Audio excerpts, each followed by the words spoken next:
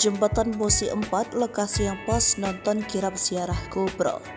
Pagi menjelang pukul 8, warga dari seberang Ulu dan Ilir telah lebih dulu berdiri di pagar Jembatan Musi 4, Minggu 12 Maret 2023. Keberadaan mereka di jembatan yang menghubungi kawasan seberang Ulu 2 dan seberang Ilir Kuto untuk menyaksikan kirap puncak ziarah kubro.